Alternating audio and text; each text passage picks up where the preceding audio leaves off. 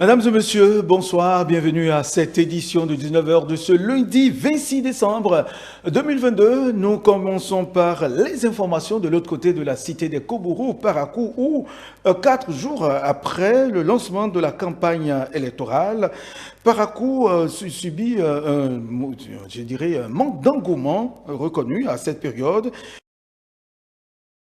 L'équipe de reportage qui s'est déployée sur le terrain, voici. Quatrième jour de la campagne législative à Parakou. Au cœur de la cité des Kobourou, ça peine à prendre. Mais quelques partis politiques ont néanmoins procédé déjà au lancement de la campagne pour le compte de la 8e circonscription électorale. Ce matin, une descente a été faite au niveau de quelques états-majors. Constat, peu d'ambiance, mais les responsables s'activent déjà pour les grands rassemblements à Parakou. Il faut dire que la bataille se mène hors de la ville de Parakou. Les meetings se font dans les villages, hameaux et campements. Quelques responsables rencontrés nous confient qu'il s'agit bien d'une stratégie qu'observe chaque parti politique. Les grands rassemblements se feront constater d'ici à là dans la cité des Kobourou. Et oui, il faut dire que durant cette période de campagne, les citoyens auront droit à 7 débats afin de convaincre la population, sinon les populations et même les électeurs. Le débat numéro 2 a porté sur la sécurité, la défense. Ils sont nombreux à suivre ce débat diffusé ce 25 décembre 2022 sur les différentes chaînes de télévision de la place. Suivez ici les appréciations de quelques-uns. Je suis très satisfait des propositions qui sont faites, mais je reste un peu réservé. Parce qu'une fois à l'Assemblée, il devient autre chose les députés. Le Bénin n'a pas les moyens d'assurer 100% la sécurité pour le Bénin. Le Bénin n'a pas les moyens. Et quand une nation n'a pas de moyens, qu'est-ce qu'elle fait? Elle se rallie aux accords internationaux et aux relations internationales pour demander secours à l'extérieur sur le plan de la logistique militaire et sur le plan de budget de sécurité. La sécurité, l'Europe a des problèmes de matériel, de logistique. Les États-Unis, l'Asie, ainsi de suite. Ce n'est pas le petit Bénin qui va manquer de moyens, qui a des moyens disponibles pour pouvoir mettre tous les Béninois en sécurité. C'est une bonne idée, mais ils disent, mais ils ne font jamais. En fusionnant la police et la gendarmerie, est-ce que cette coalition a été bien organisée? Les gens ne se comprennent pas. À des fois, on voit que leur réaction sur le terrain. Le gouvernement peut avoir le désir, les projets au niveau de la sécurité, c'est vrai. Mais lorsque les députés vont s'opposer au projet du gouvernement, je crois qu'il n'y aura pas la sécurité. Parce que l'armée a besoin de moyens. Et pour fournir ces moyens financiers et autres, il faudrait que l'Assemblée puisse voter des lois en faveur du gouvernement. Je crois que c'est un bon sujet. C'est un sujet très important, c'est un sujet sensible, c'est un sujet urgent. Et le Bénin actuellement est frappé par le terrorisme dans les deux côtés du Nord. Donc je crois que les députés, comme ils sont élus par le peuple, ils doivent avoir un souci de comment faire pour que les populations de notre pays, surtout du Nord, soient en sécurité. Non, ils doivent agir sur le terrain, c'est ce que nous souhaitons maintenant. On veut des députés qui sont prêts à développer le pays. On ne veut plus ceux qui vont rester là pour bavarder, pour dire, ou bien au temps de campagne, maintenant ils vont dire on va faire ci, on va faire ça. Et c'est juste des bavardages et après c'est les mêmes choses qui recommencent. On ne veut plus des gens comme ça. Il faut qu'il y ait vraiment la sécurité dans notre pays. Il faut que l'armée béninoise se renforce davantage en termes de la sécurité, afin qu'il y ait la paix. Et oui, on s'intéresse à présent au point des plateaux de l'émission Dimanche politique, le grand format de ce dimanche 25 décembre. Entre autres sujets abordés, le démarrage de la campagne électorale et les enjeux des législatives, bien sûr, de janvier 2023. Nous suivons ensemble.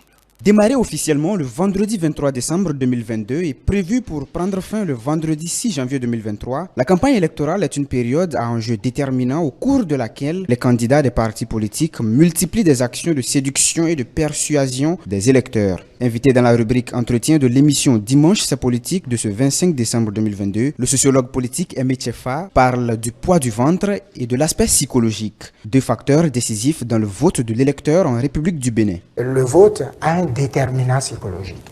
Il y a des familles où on ne vote que... par exemple, chez les Noumons, on a toujours voté, ils sont socialistes, chez les Togoula, ils sont républicains. Vous voyez un peu, non mais je ne vous ferai pas peur en prenant des exemples typiques au Bénin. Bon, donc vous savez, il y a des gens qui, lorsqu'ils en auront l'opportunité, voteront RB jusqu'à leur dernier jour par ici. Il y en a qui voteront FCBE jusqu'à leur dernier jour par ici. Pourquoi? Parce que le vote, d'accord, a également une dimension psychologique. Ces facteurs considérés rassurent donc le sociologue politique dans sa conviction de ce que la campagne électorale, c'est les moyens. Au-delà de tout, Aimé Tchefa pense que la démocratie béninoise a globalement triomphé et est restée debout. Trois indicateurs majeurs lui permettent de faire cette affirmation. Premièrement, la seule voie de la prise et de l'exercice du pouvoir en République du Bénin, c'est les urnes. Et donc, la voie des urnes est toujours priorisée en République du Bénin. Ensuite, la légitimité, à tout point de vue. Il peut s'agir d'une légitimité conférée, d'une légitimité acquise ou d'une légitimité naturellement obtenue à partir d'élections bien organisées. Et le troisième indicateur, c'est que d'une manière ou d'une autre, les dirigeants politiques sont à l'écoute du peuple.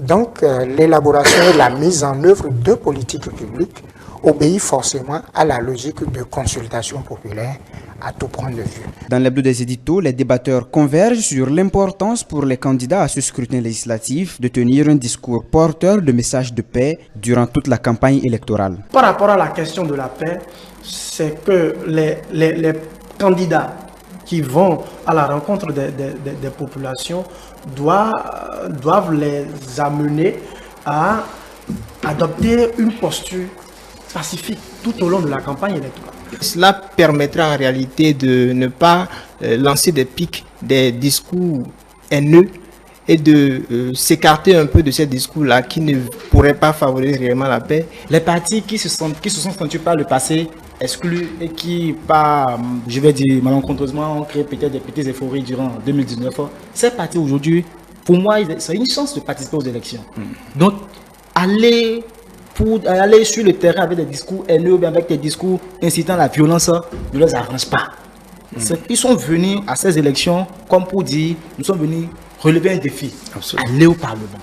Celui qui veut aller au Parlement, ce n'est pas à travers la violence. Aller à l'Assemblée nationale, pour y faire quoi? Principal sujet de discussion dans la rubrique Le Duel entre le représentant du Parti Les Démocrates opposé à Fred Houenou du Bloc républicain. Aujourd'hui, nous sommes sous l'emprise de la peur. Nous sommes sous l'emprise de la peur. Récemment, pas plus tard avant-hier, nous avons vu ce qu'un journaliste a subi pour avoir publié une enquête. D'accord. Donc les démocrates, c'est pour mettre fin à tout cela et pour que nous revenions alors donc des étapes de 1990. Les démocrates en fait sont dans le déni de la réalité du monde. Ils sont encore en 1990. Alors que les signes d'effondrement de ce monde de 90 sont évidents. Nos compatriotes sont habitués à aller aux urnes depuis plusieurs décennies. Et ils connaissent bien le rôle d'un député à l'Assemblée nationale. Premièrement, il s'agit de voter des lois. Ensuite, c'est de consentir l'impôt. L'impôt qui est l'expression de notre souveraineté nationale, de notre capacité en tant que peuple, en tant que nation, à régler d'abord nos problèmes par nous-mêmes avant d'espérer un concours des autres. C'est ensuite de contrôler l'action du gouvernement, un gouvernement légitime que les Béninois ont choisi eux-mêmes pour porter notre destinée commune. Rappelons que 7 partis sont en lice pour le compte de ces élections législatives, 9e législature pour 109 sièges. Clap de fin de la 3e édition du jeu concours de la chaire UNESCO pour les enfants ce samedi 24 décembre dans l'enceinte de l'université d'Abomey-Calavi, lancé il y a quelques jours au profit des élèves et écoliers de moins de 15 ans. Ce challenge a connu le sacre de Rafissat Wake et de Daniel Komlan dans les 2 catégories de compétition que sont la poésie et le dessin. Le récit de la grande finale de ce jeu concours avec Moushraf Soumanou et Isaac Mongo. Ils sont plus d'une soixantaine à compétir pour le compte de la 3e édition de ce jeu concours qu'organise la chaire UNESCO dans 2 catégories. Juger la culture des enfants sur les droits de l'homme à travers des poésies et dessins qu'ils ont réalisés eux-mêmes est l'un des objectifs du jeu. Le concours ou bien les œuvres doivent s'inspirer d'un article de la Déclaration universelle des droits de l'homme. Si vous faites une poésie qui ne cadre pas avec la Déclaration universelle des droits de l'homme, vous êtes éliminé. Si l'article ne tient pas compte, si l'œuvre ne tient pas compte d'un article, vous êtes... C'est-à-dire qu'il y a de fortes chances que vous soyez pris. La deuxième chose, votre œuvre doit être originale. C'est-à-dire que ce n'est pas une poésie que vous avez copiée dans un livre, ce n'est pas un dessin que vous avez vu, que vous avez dessiné. Au terme des auditions qui ont vu les participants faire preuve d'éloquence, d'originalité et de pertinence, le Graal est revenu à Daniel Komlan dans la catégorie dessin et à Hafizat Wake dans la catégorie poésie. Cette dernière a séduit particulièrement l'assistance avec son discours sur les violences faites aux femmes.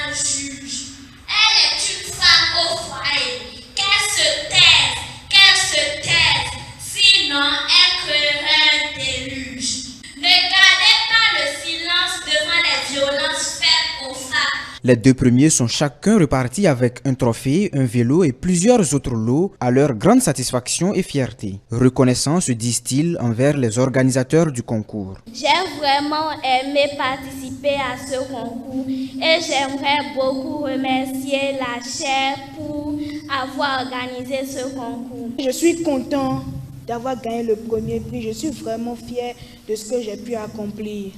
Je remercie aussi la chaire UNESCO pour l'organisation. Vraiment, j'ai été sidéré, c'est vraiment parfait. Il fut même un moment où j'avais peur de ne pas me retrouver ici parce que les concurrents étaient vraiment costauds. En dehors des lauréats, tous les autres enfants participant à cette 3e édition sont repartis chacun avec des cadeaux constitués entre autres de livres, de dictionnaires, de cahiers et de stylos. Et puis on parle de la Noël à présent. Les fidèles de l'église des rachetés du Christ par l'Esprit de Parakou ont célébré donc la naissance de Jésus. Ils ont remercié l'Éternel de la grâce divine dont il leur a fait don tout au long de leur existence. Voici le reportage.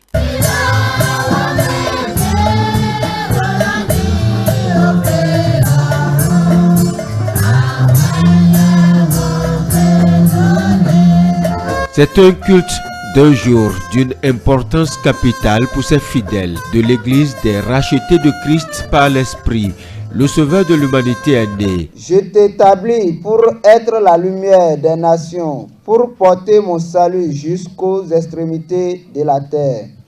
Ainsi parle l'Éternel, le Rédempteur, le Saint d'Israël, à celui qu'on méprise. Alléluia, alléluia. La chorale se déploie pour marquer la joie de célébration de Noël.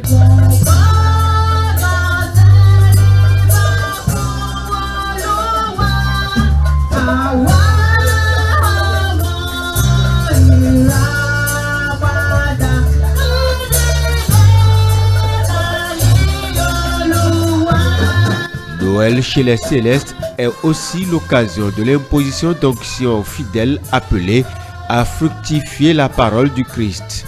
Ainsi, la puissance du Saint-Esprit les accompagne et les guidera face aux nombreuses épreuves qu'ils rencontreront en mettant en œuvre cette responsabilité. Que ton onction ne soit pas une onction de fornication. Que ça ne soit pas une onction de mensonge. Que ça ne soit pas une onction de gaiement.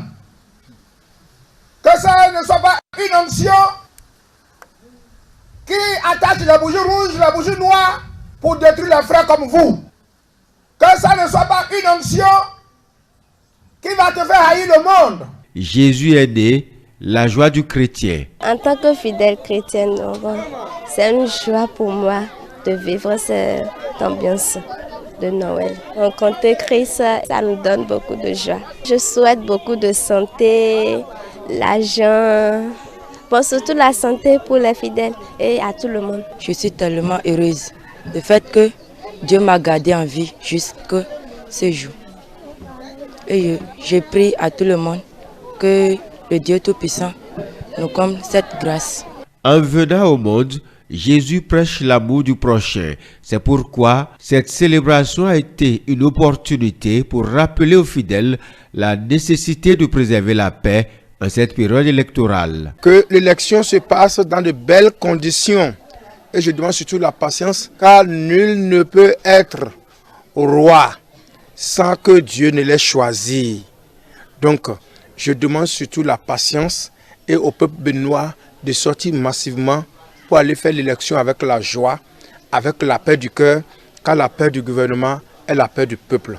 Le culte s'est achevé par des actions de grâce, la reconnaissance de l'amour du Seigneur et ses œuvres dans la vie du chrétien.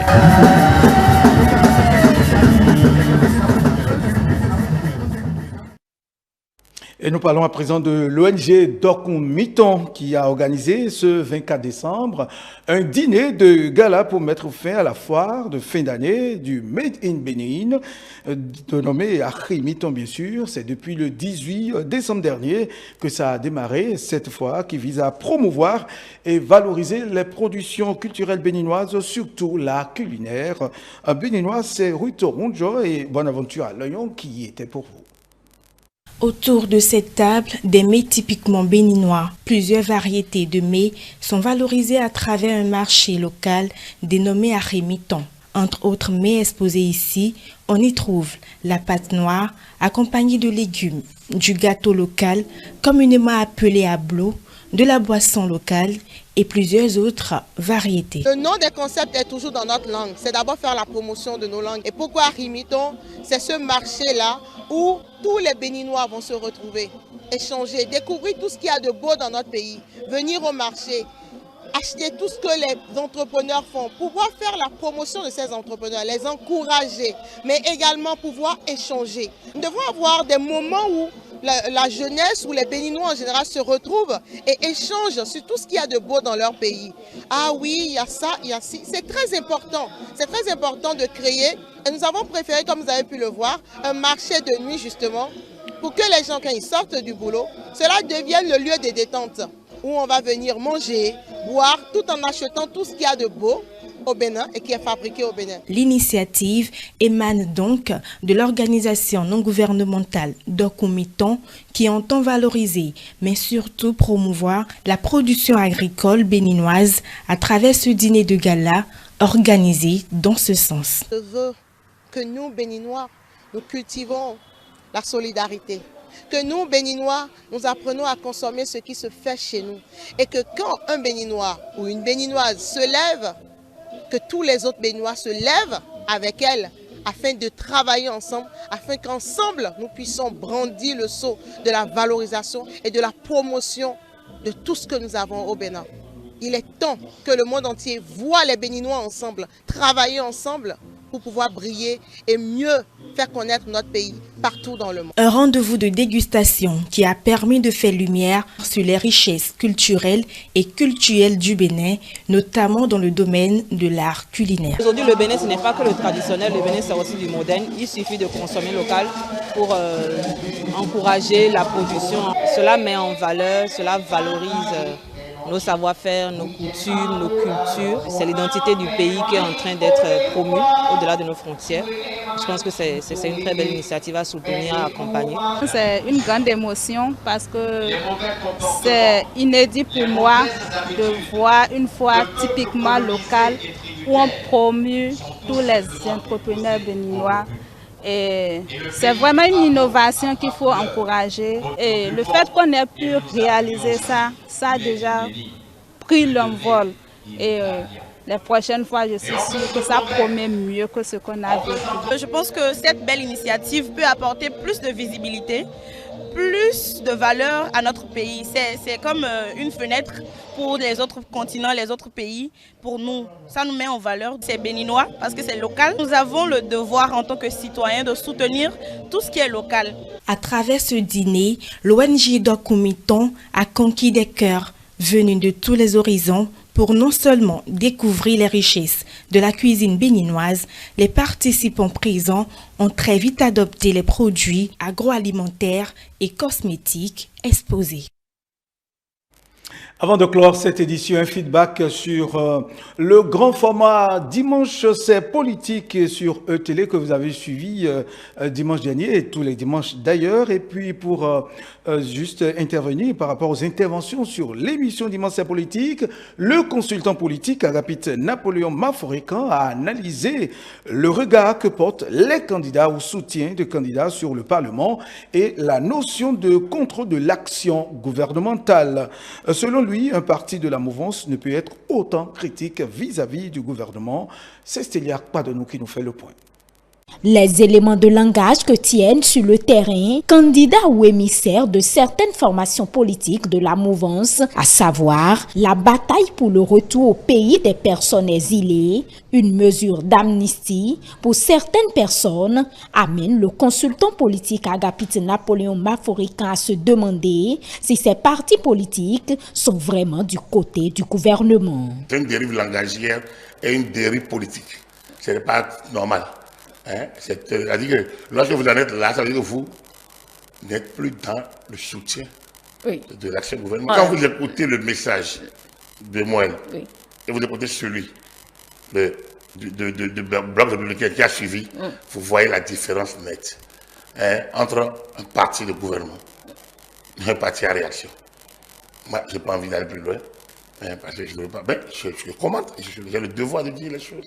Un parti de gouvernement, c'est que le Parlement accompagne le gouvernement. La séparation du pouvoir n'est pas l'opposition des pouvoirs.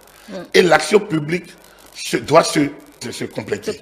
Si vous, au Parlement, vous ne vous mettez pas dans une optique d'accompagner le gouvernement, vous ne pouvez pas. Vous n'avez pas un projet à exécuter en tant que député.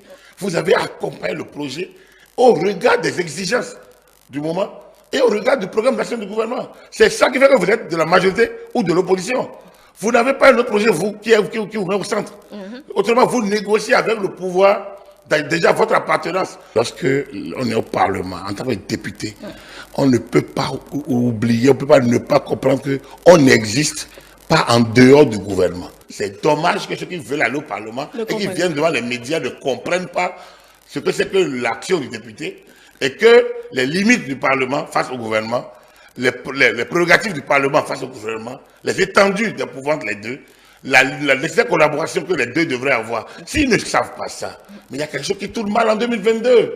Selon le consultant politique, de tels propos ne peuvent se tenir en une période aussi sensible qu'est la période électorale. Revoir leur copie, c'est ce à quoi Agapit Napoléon Maforican invite les partis politiques de la mouvance. Moi, je dégage de l'amnistie une faiblesse de nos institutions. C'est-à-dire quoi? C'est une ingérence, un affaiblissement du pouvoir judiciaire que nous allions à l'amnistie systématiquement. J'entends, mais attends, sur quelle base vous voulez amnistie? Alors qu'il y a des gens qui vont porter des séquelles à vie. Ils essaient cette situation pour créer le désordre, pour faire passer leurs idées, pour embrouiller les jeux. Oui, on peut faire campagne, mais faisons campagne de manière saine. Posons les vrais problèmes. Pour moi, il faudrait qu'on se le dise, le Parlement monocolore est une vue de l'esprit. C'est-à-dire? C'est-à-dire que la loi, aucune loi au monde, aucune charte au monde, aucune convention au monde, aucun traité au monde, Aucun pacte au monde, aucune convention au monde, je l'ai déjà dit, n'a dit qu'un parlement de couleur. Le consultant politique attend de voir les propositions que feront les candidats ou partis en lice qui balaient du revers de la main ce qui est fait jusque-là. Aujourd'hui, les gens n'ont qu'à travailler à avoir le siège. Quand les gens disent qu'ils vont amender, ils vont amnistier, ils vont faire rentrer des gens, ils vont régler le problème de la faim. Finalement, ceux qui sont là n'ont pas fait autant. J'espère que, comme les thématiques vont avancer dans les débats, c'est vrai que je vais écouter leurs propositions. Parce que je ne vois pas quelle magie ils veulent régler le problème de la faim. Ils sont le pays qui a le mieux maîtrisé l'inflation durant la période difficile. Il n'y a pas eu de bataille comme dans les années antérieures. On dit qu'il n'y a pas d'argent pour organiser les élections. Il n'y a pas ci, il n'y a pas ça. Au contraire, les institutions ont reçu les sous. Les partis politiques reçoivent le financement public. La Sénat reçoit son argent, son fonctionnement à terme. Je ne sais pas ce que les gens peuvent faire de mieux. Et ce sera tout pour l'édition de ce soir. Mesdames et messieurs, merci de nous avoir suivis. Et n'oubliez pas de nous retrouver sur l'ensemble de nos plateformes digitales. Notre site internet www.etelebene.com, notre page Facebook ETélé en direct, notre compte Twitter ETélé Live, notre chaîne YouTube ETélé Bénin et en direct via notre application iOS et Android ETélé Bénin. ETélé avec vous et pour vous.